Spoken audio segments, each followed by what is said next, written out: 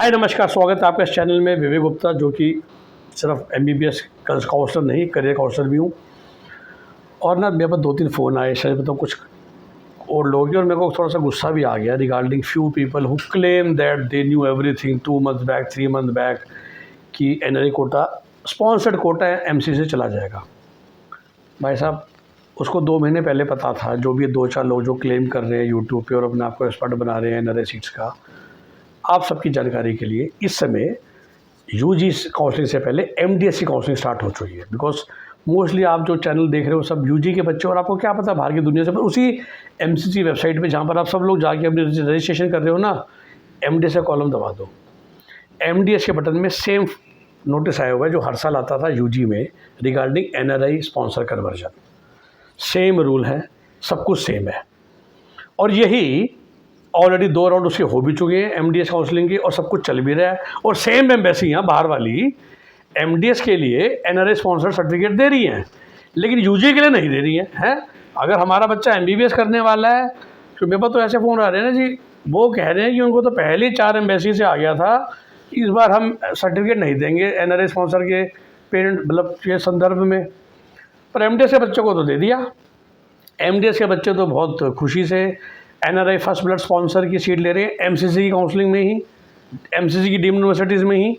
और वही MCC same portal में बगल का बटन जो यूजी एमबीबीएस का है उसमें नहीं हो रहा है। तो ये सब ना खाम खा का ना चौधराहट करना बंद कर दो। मैं उनसे रिक्वेस्ट करूँगा कि खाम खा में आप पूरी दुनिया को पैनिक कर रहे हो कि आपको 3 महीने पहले पता था, 4 महीने पहले पता था, आप सब भी खाली एनआरआई के एक्सपर्ट हो, बाकी सारे बेवकूफ़ बैठे हैं। ऐसा कुछ नहीं है जी, ये बिल्कुल सडन हुआ है। ये जो सीबीआई की इंक्वायरी चल रही है 9 कॉलेजों पे, जड़ मुझे पता है। जड़ देखिए ये हुआ कि पंजाब में लास्ट ईयर पहली बार एनआरआई स्पॉन्सर्ड आ गया था एनआरआई के बदले। कुछ बच्चे कोर्ट चले गए, उनका यही कहना था कि भाई एनआरआई स्पॉन्सर्ड करके हमारे कंपटीशन मत बढ़ाओ। ये बच्चे कौन थे? जो नॉर्मल बच्चे होते हैं।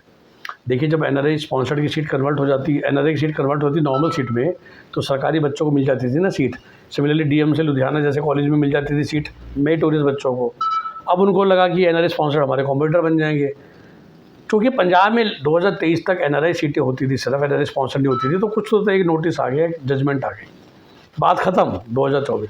2025 आता है स्टार्टिंग में, हर जगह कर्नाटका में भी एनआरआई की सीटें हैं, और कोई यही नहीं लिखा गया वहाँ पर ब्रोशर में क्लियरली लिखा हुआ है कि फर्स्ट ब्लड एनआरआई अलाउड है। ठीक है ना। काफ़ी देशों की एम्बेसीज़ ने सर्टिफिकेट दिया है, वही जो नॉर्मल एनआरआई स्पॉन्सर्ड का होता है। मेरे पास सिंगापुर से सर्टिफिकेट है, ऑस्ट्रेलिया से सर्टिफिकेट है, बताओ कहाँ से चाहिए वहाँ पर है।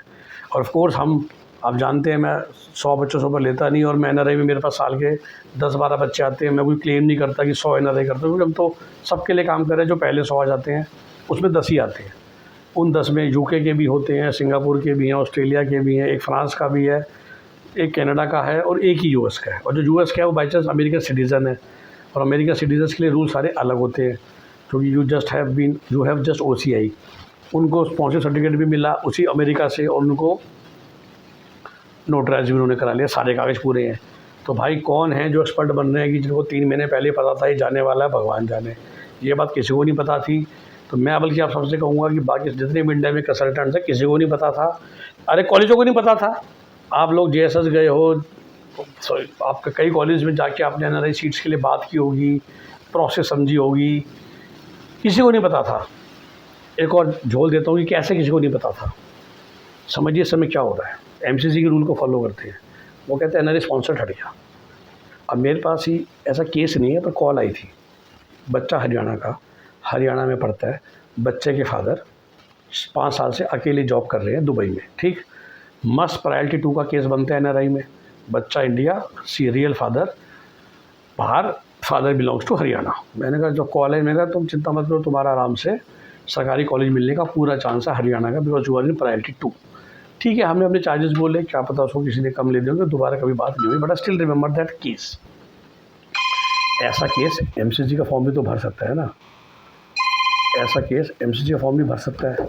आप एक बात बताओ, था वो इंडियन, फादर एनआरआई वो है स्पॉन्सर, मतलब इस समय एमसीसी का जब चॉइस शुरू हुआ है, उसने नीट का फॉर्म भरा, इंडियन बच्चा बन के नीट का पेपर दिया हरियाणा के सेंटर में, 4 दिन हो गए एमसीसी में ऑप्शन ही नहीं आ रही उस बच्चे के लिए एनआरआई सीट अप्लाई करना। वो तो चाइल्ड ऑफ एनआरआई है, अभी तो वो ऑप्शन भी नहीं आई है। 4 दिन हो गया, 24 तारीख ख़त्म हो रही है, क्यों ऑप्शन नहीं आ रही है? क्योंकि सोल्यूशन ही नहीं है एमसीसी के पास। कहते हैं they have been also caught unaware, मैं ये कहूँगा।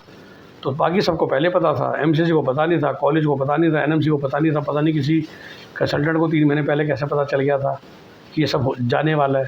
सॉफ्टवेयर प्रोसेस समझिए आप, अभी तो प्रोसेस भी नहीं आई है।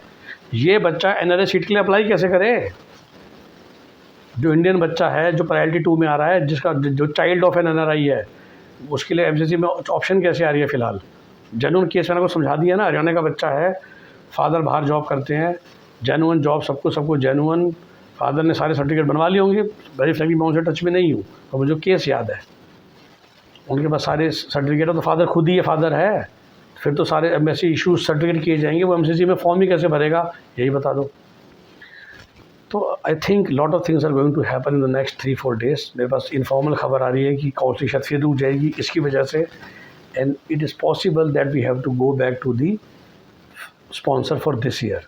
कुछ भी हो सकता है, कीप योर ऑप्शंस ओपन, क्योंकि जो मैंने आपको अभी केस बताया ये भी अटका हुआ है। क्या होगा आने वाला वक्त बताएगा, नहीं भी होगा, सॉफ्टवेयर चेंज किया जाएगा, कैसे किया जाएगा।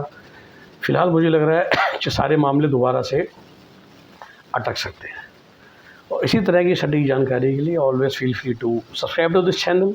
सब्सक्रिप्शन तो फ्री है, लाइक और शेयर कीजिए वीडियो को ताकि बाकियों को भी जानकारी मिले। और ऑफ कोर्स मुझसे बात करनी है, हमारी पेड सर्विसेज लेनी है, फिर तो फीस देनी पड़ेगी, जिसके लिए आपको कॉल करना पड़ता है 9643362320 पे। Okay, have a nice day, bye bye, take care.